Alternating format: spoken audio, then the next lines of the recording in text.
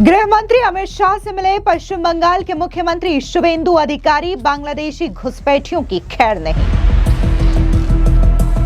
अमित शाह का बड़ा ऐलान, घुसपैठ रोकने का बनाया धांसू प्लान। घुसपैठियों को रोकने के लिए मोदी सरकार देश के बॉर्डर पर करने जा रही बड़ा बदलाव। केंद्रीय गृह मंत्रालय की ओर से घुसपैठियों पर लगाम लगाने के लिए ताबड़तोड़ एक्शन लिए जा रहे हैं। इस बीच पश्चिम बंगाल की शुवेंदु सरकार भी घुसपैठियों के खिलाफ ताबड़तोड़ एक्शन कर रही है। पश्चिम बंगाल में इस वक्त 3D मॉडल को लॉन्च किया गया है घुसपैठियों पर लगाम लगाने के लिए। 3D मॉडल यानी कि डिटेक्ट, डिलीट और डिपोर्ट के तहत घुसपैठियों के खिलाफ शुवेंदु सरकार एक्शन ले रही है। इस बीच बड़ी खबर ये सामने आ रही है कि दिल्ली में अचानक पश्चिम बंगाल के मुख्यमंत्री शुवेंदु अधिकारी और इसी के साथ ही केंद्रीय गृह मंत्री अमित शाह ने एक हाई लेवल मीटिंग की है। आपको बता दें कि इस मीटिंग में पश्चिम बंगाल की कानून व्यवस्था, भारत बांग्लादेश बॉर्डर पर सुरक्षा और अवैध घुसपैठ जैसे गंभीर मुद्दों पर विस्तार से चर्चा की है।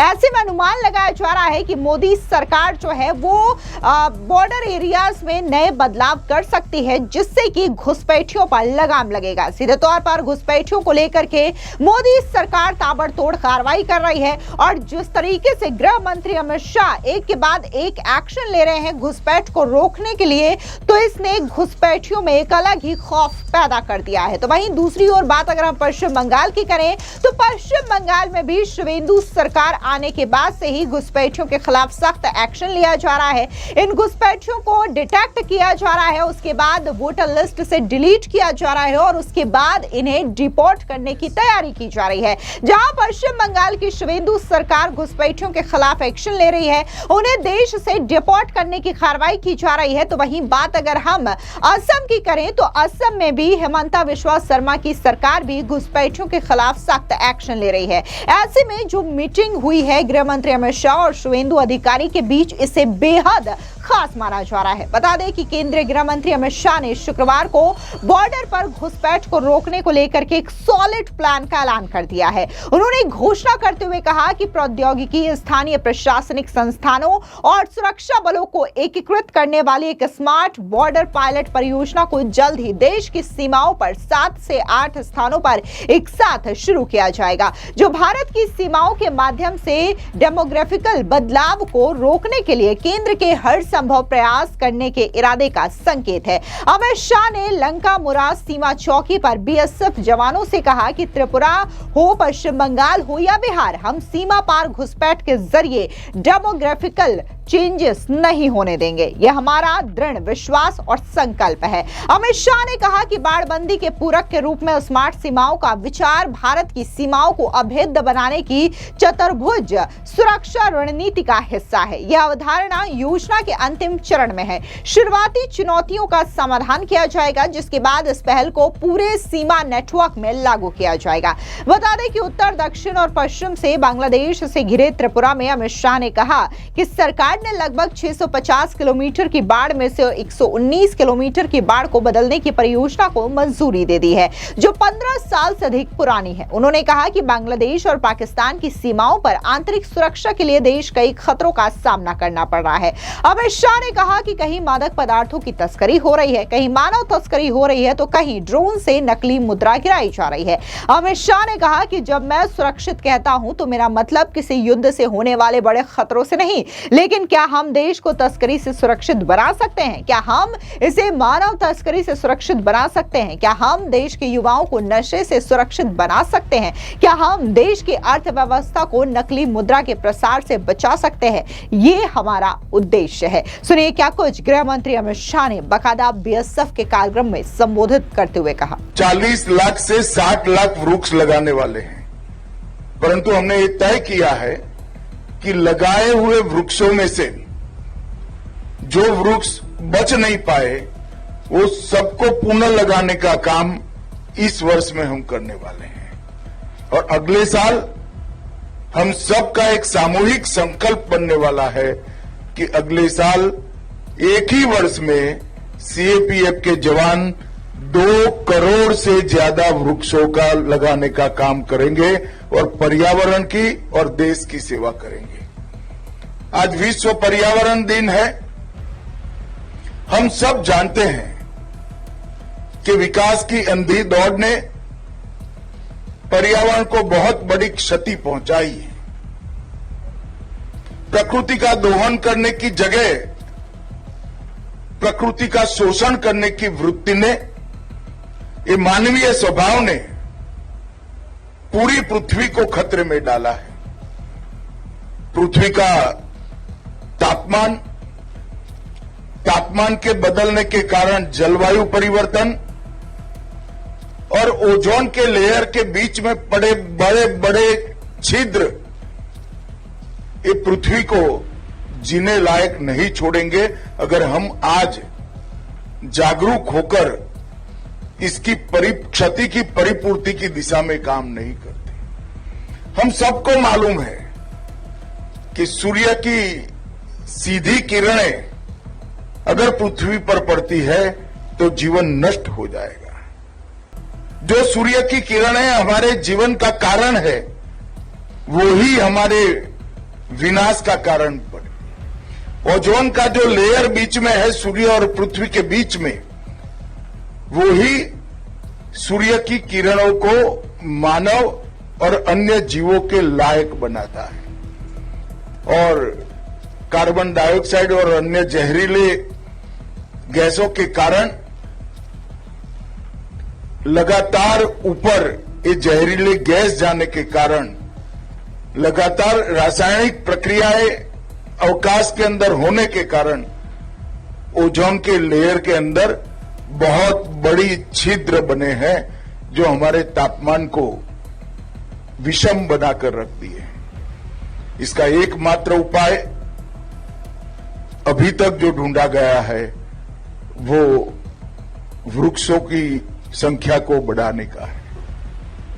और मुझे तो आनंद है मेरे जैसे व्यक्ति को कि जिन लोगों ने पर्यावरण का नुकसान किया है वो भी जरा संभले हैं, सचेत भी हुए हैं और ये नुकसान की परिपूर्ति में आगे आकर विश्व का हर देश आज पर्यावरण की चिंता कर रहा है। हमारे प्रधानमंत्री जी ने कई प्रकार के उपाय एक साथ चालू किए हैं। कार्बन डाइऑक्साइड का उत्सर्जन कम हो, इको फ्रेंडली बिजली किस तरह से बनाई जाए, ऊर्जा का खर्च कैसे कम से कम हो, ढेर सारी चीजें एक साथ की हैं। और एक प्रकार से भारत का मॉडल पेरिस के सम्मेलन में आइडियल मॉडल के रूप में स्वीकारा गया। मगर पेरिस में जब सम्मेलन था, बहुत सारी आशंकाएं विश्व भर के अखबारों में पर्यावरणवादियों ने आर्टिकल लिख कर व्यक्त की थी, क्या भारत ये कर पाएगा? मगर हमने पेरिस घोषणा की हर एक बिंदु को समय के पहले पूरा कर हमारा जो ऋग्वेद का संदेश था पर्यावरण की रक्षा करना का, इसके प्रति हमारी प्रतिबद्धता को हमने विश्व के सामने साबित कर रखा है। और मुझे आनंद है कि सीएपीएफ के सभी जवान, बीएसएफ के सभी जवान बड़े मनोयोग के साथ एक वृक्ष को अपना भाई बहन बच्चा मानकर इसका जतन कर रहे हैं। और ये सरकारी आदेशों से प्रेरित कार्यक्रम नहीं होना चाहिए, ये हमारी साहजिक आदत होनी चाहिए। और ये साहजिक आदत ही हमें बचा सकती है। हमने सदैव ये सोचना चाहिए कि जो बाढ़ हमारी सीमा की रक्षा करता है, जो बीएसएफ की चौकी हमारी सीमा की रक्षा करती है, वो लगाने में कितने वृक्ष कटे हैं, इतने वृक्ष लगाने की जिम्मेदारी हमारी है। इससे कई ज्यादा वृक्ष लगाने की जिम्मेदारी हमारी है। मुझे बहुत आनंद है कि इसको आप लोग बहुत अच्छे तरीके से कर रहे हैं। आज बीएसएफ 37वीं वाहिनी में जवानों के आवास का ई लोकार्पण और बीएसएफ 97वीं वाहिनी में क्वार्टर गार्ड परिसर का ई शिलान्यास किया गया। जब ये कार्यक्रमों की रचना होती है, मेरी ऑफिस को बड़ी दुविधा होती है कि ये कार्यक्रम क्या गृह मंत्री के हाथ से कराना चाहिए। कई बार वो असमंजस में पड़ते हैं। तब मैं हमेशा कहता हूं, अगर एक आवास के अंदर लगी हुई ट्यूबलाइट भी मेरे सीमा प्रहरी की सुविधा बढ़ाती है, तो मैं वो करने के लिए भी सदैव तैयार होता हूं। और इस भाव के साथ हमने सीमाओं की रक्षा करने वाले जवानों की सुरक्षा की चिंता की है। कई प्रकार के काम किए गए। आपके स्वास्थ्य की चिंता, आपके परिवार के स्वास्थ्य की चिंता, आपके परिवार के रहने के मकान की चिंता। इसके लिए एक प्रकार से एक बहुत बड़ा डेटा बैंक बनाया गया और इलेक्ट्रॉनिक पद्धति से आवासों को चिन्हित किया गया। क्रॉस सीएपीएफ भी उसका देने का निर्णय किया गया। ढेर सारी चीजें करी है, मगर फिर भी मैं समझता हूं कितना भी करे, घर से दूर रहकर सीमा होती है। सीमा पर इसकी सुरक्षा करना बहुत कठिन होता है। मैं अभी कच्छ की बॉर्डर पर दलदली सरहद का भी सरक्रिक में विजिट कर आया। रेगिस्तान के रण में भी मैं जाकर आया हूं, राजस्थान के। और आज यहां जहां मलेरिया होना स्वाभाविक है, बहुत बारिश होती है, ऐसे क्षेत्र में भी मैं आज आया हूं। मैं जानता हूं आपकी कठिनाइयां क्या हैं। कठिनाइयों को आपको सरकार कितनी भी सुविधाएं करे, इसको सहन ही करना पड़ेगा। परंतु मैं एक और बात बताने आया हूं। मैं बचपन से लोगों के बीच में रहकर काम करता हूं। ये आपकी कठिनाइयों का संज्ञान कोई मंत्री या सरकारी बाबू लेते हैं, इससे अनेक गुना संज्ञान देश की जनता लेती है। बीएसएफ का नाम लेते ही उनके मन में एक सम्मान का भाव आता है, अहोभाव आता है। वो बताता है कि आपकी कठिनाइयों को देश की जनता देख भी रही है, महसूस भी कर रही है, और आपके तप, त्याग और एक प्रकार के समर्पण को एक्नॉलेज भी कर रही है। मित्रों, आज हम यहां आए हैं, तब बीएसएफ के पास जितनी सीमाओं की सुरक्षा का जिम्मा है, पाकिस्तान बॉर्डर और बांग्लादेश बॉर्डर, इतनी विस्तृत बॉर्डर में हर सीमा का एक अलग प्रकार का चुनौती है। कहीं नशे का व्यापार है, कहीं पर ह्यूमन ट्रैफिकिंग का सवाल है, कहीं पर हथियारों के स्मगलिंग का सवाल है, कहीं पर ड्रोन से ड्रग की ट्रैफिकिंग और नकली करेंसी की ट्रैफिकिंग होती है। हर सीमा के अपने अलग अलग प्रश्न हैं। हमने तय किया है कि बीएसएफ जहां जहां है, एसएसबी जहां जहां है, वहां पर स्मार्ट बॉर्डर का निर्माण करना और एक चतुष्कोणीय सुरक्षा रणनीति के तहत स्थानीय प्रशासन को साथ में लेते हुए, टेक्नोलॉजी को साथ में लेते हुए, हम आपके परिश्रम को साथ में लेते हुए सीमाओं को एकदम अभेद बनाना। और इस स्मार्ट बॉर्डर का कंसेप्ट फाइनलाइजेशन के स्टेज पर है। इसका पायलट प्रोजेक्ट आने वाले साल में हम निश्चित रूप से इंट्रोड्यूस कर देंगे। एक साथ देश की अलग अलग सीमाओं पर 7 या 8 जगह पे पायलट प्रोजेक्ट्स दिए जाएंगे। परंतु मैं चाहता था कि मेरे साथ भारत सरकार के गृह सचिव, डीआईबी और सीमा सुरक्षा बल के डीजी सभी एक बार ये सीमाओं का प्रत्यक्ष अपनी आंखों से देख ले, जवानों से थोड़ी चर्चा भी हो जाए और इसके आधार पर एक संपूर्ण पायलट प्रोजेक्ट बने।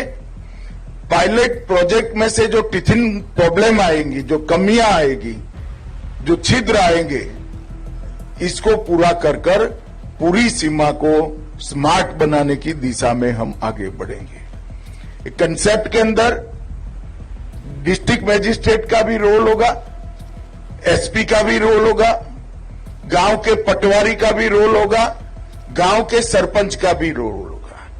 जब तक सीमा के प्रशासन को, सीमा के जिलों के और गांव के प्रशासन को हम समाहित नहीं कर सकते, हम सीमा को अभेद नहीं बना सकते। हम आइसोलेशन में सीमा की सुरक्षा की कल्पना करते हैं तो वह कल्पना अपने आप में बेमानी है, कभी सफल नहीं हो सकती।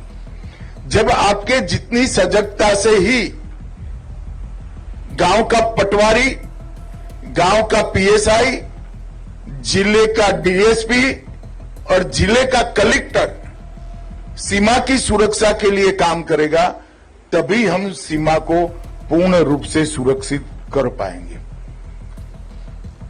त्रिपुरा फ्रंटियर हमारे लिए बहुत महत्वपूर्ण फ्रंटियर है और इस देश की इस प्रकार की सीमा की सुरक्षा करता है जो देश के एक कोने में आए हुए त्रिपुरा राज्य से सटी हुई है। जनसांख्यिकी का परिवर्तन, चाहे त्रिपुरा हो, चाहे पश्चिम बंगाल हो, चाहे बिहार हो, जनसांख्यिकी का परिवर्तन हम सीमा के छिद्रों के माध्यम से नहीं होने देंगे। ये हमारा अटल विश्वास है और अटल संकल्प भी है। ये जनसांख्यिकी के परिवर्तन को रोकने के लिए बाड़ लगाई गई है। बाड़ को भी आधुनिकीकरण करने के लिए लगभग 650 किलोमीटर की बाड़ 15 वर्ष से पुरानी है। उसमें से 119 किलोमीटर नई बाड़ की भी हमने घोषणा कर दी है, मंजूरी दे दी है। मैं जब गृह मंत्री बना उसी वक्त 2019 दिसंबर में मैं बीएसएफ मुख्यालय गया था, तब नई बाड़ की संकल्पना को और डिजाइन को मेरे सामने प्रस्तुत किया गया था। मुझे आनंद है कि इसका पहला फेज अब शुरू हो चुका है। आपकी सुविधाओं के लिए सीमा चौकियों की बिजली आपूर्ति, ग्रीन एनर्जी इनिशिएटिव, जवानों के लिए सुरक्षित पेयजल, इस सब के प्रोजेक्ट न केवल चालू है, बहुत बड़ी संख्या में हमने इसकी परिपूर्ति कर दी है। और एक प्रकार से 3 साइड से त्रिपुरा सरहद से घिरा हुआ संवेदनशील राज्य है, आप लोग इसकी सुरक्षा कर रहे हैं। मित्रों, प्रधानमंत्री जी ने हम सब के सामने एक लक्ष्य रखा है। देश के 140 करोड़ की जनता के सामने एक लक्ष्य रखा है कि 2047 तक ये देश को पूर्ण विकसित देश बनाना है। अगर 2047 तक इस देश को पूर्ण विकसित देश बनाना है तो सबसे बड़ी जरूरियात है, देश को सबसे पहले सुरक्षित देश बनाना चाहिए। मैं जब सुरक्षित देश कहता हूं तब कोई प्रकट प्रकार के युद्ध से बहुत बड़े खतरे हैं ऐसी बात नहीं करता हूं,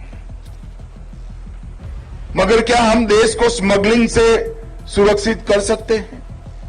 ह्यूमन ट्रैफिकिंग से सुरक्षित कर सकते हैं? देश के युवाओं को नशे से सुरक्षित कर सकते हैं?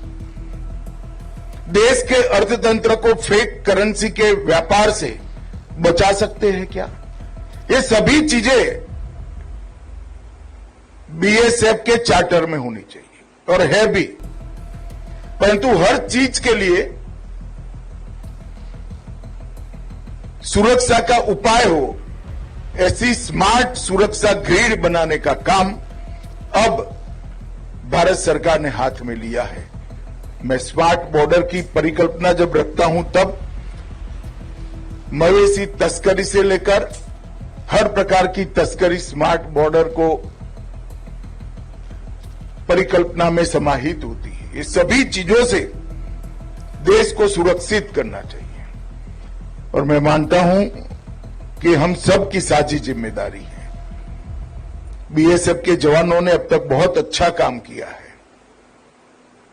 मगर बाढ़ की सुरक्षा के पूरे कंसेप्ट को अब बदलने की जरूरत है और हमारी कार्य संस्कृति को भी बदलने की जरूरत है। जागरूकता सीमा पार से आने वाले व्यक्ति के बारे में सिर्फ काम नहीं करेगी, ये पर्याप्त नहीं होगा। हमारी जागरूकता सीमा पार से आने वाली हर दूषण को जो हमारे समाज को प्रभावित करते हैं, इससे देश की रक्षा करना, सीमा की रक्षा करना हमारा दायित्व होगा।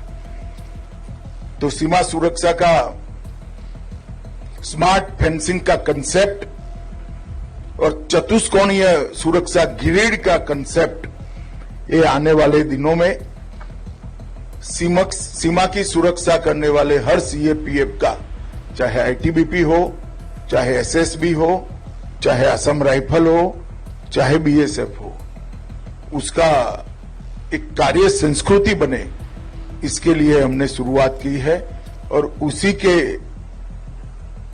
एक हिस्से के रूप में आज मेरी लंका मुरा की चौकी पर आप लोगों से बातचीत हो रही है। मित्रों, मेरी अनंत अनंत शुभकामनाएं आप लोगों के साथ है। मैं हर बार जब बीएसएफ के कार्यक्रम में जाता हूं तब कहता हूं, पूरा देश की जनता और विशेषकर भारत का गृह मंत्री रात को सो पाता है क्योंकि आप बॉर्डर पर रात को जगकर हमारे देश की सुरक्षा कर रहे हैं और ये बहुत बड़ा आपका काम है। इसको बड़ी देश की जनता बड़े सम्मान के साथ देखती है। भारत सरकार का गृह मंत्रालय भी इस स्पिरिट को और आपकी कठिनाइयों को बहुत अच्छे तरीके से समझते हैं। फिर से एक बार सभी को मेरी बहुत बहुत शुभकामनाएं। वंदे मातरम।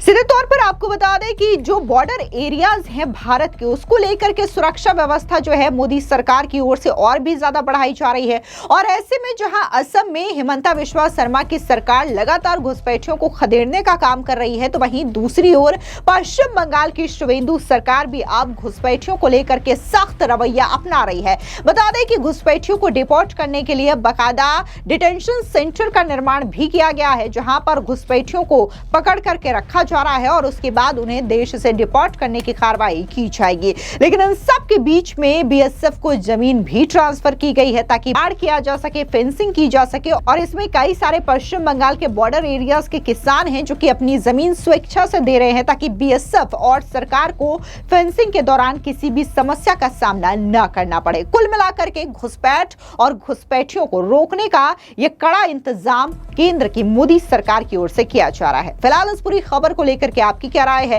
कमेंट सेक्शन में जरूर बताएं। धन्यवाद।